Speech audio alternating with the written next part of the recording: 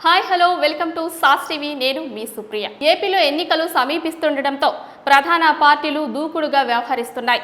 ఇప్పటికే BJP, TDP, Janasena ఉమ్మడి వేదికగా సభలను నిర్వహిస్తుండగా జగన్ మాత్రం నా కళ నా లక్ష్యం అనే విధంగా ప్రత్యేక పంతాలో ముందుకు వెళ్తున్నారు. ఇక అదే తరహాలో కాంగ్రెస్ కూడా సభలను ఏర్పాటు చేయడానికి ముందుకు సాగుతోంది.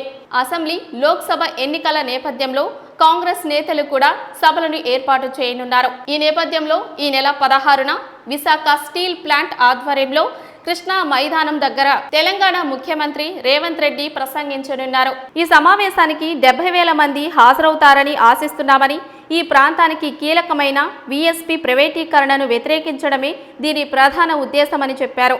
పీసీసీ మాజీ అధ్యక్షుడు గిడుగు రుద్రరాజు నేతృత్వంలో ఏపీ కాంగ్రెస్ సీనియర్ నేతలు మైదానాన్ని పరిశీలించారు.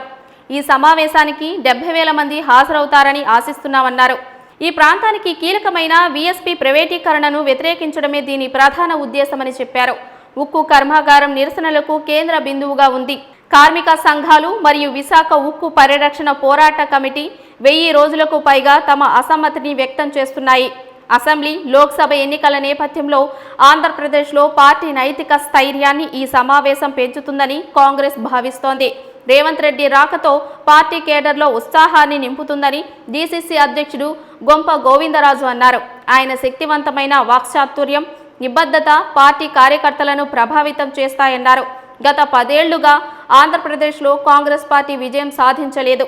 తెలంగాణలో పాతుకుపోయిన బీఆర్ఎస్ను ఓడించి ముఖ్యమంత్రి అయిన రేవంత్ రెడ్డిని రంగంలోకి దింపడం ద్వారా వచ్చే ఎన్నికల్లో చక్రం తిప్పి ఖాతా తెరవాలని కాంగ్రెస్ లక్ష్యంగా పెట్టుకుంది. ఏపీసీసీ చీఫ్ వైస్ షర్మిల ఉక్కు ఉద్యమానికి చురుగ్గా మద్దతు పలుకుతున్నారు. రేవంత్ పర్యటనతో పాటు ఆమె మద్దతు ఆంధ్రప్రదేశ్లో కాంగ్రెస్కు పునర్జీవం చేరుస్తుందని భావిస్తున్నారు. రేవంత్ రెడ్డి శక్తివంతమైన ప్రసంగాలకు పెట్టింది పేరు. తెలంగాణ ముఖ్యమంత్రిగా ఆయన మాటలు ఏపీలో బలంగా ప్రతిధ్వనిస్తాయి. ఈ ఊపును వచ్చే ఎన్నికల్లో సద్వినియోగం చేసుకోవాలని కాంగ్రెస్ భావిస్తోంది. విశాఖ సమావేశం తర్వాత కాంగ్రెస్ తన తదుపరి సమావేశాన్ని గుంటూరులో నిర్వహించబోతోంది. అక్కడ కర్ణాటక ముఖ్యమంత్రి సిద్ధరామయ్య ముఖ్య అతిథిగా పాల్గొంటారు.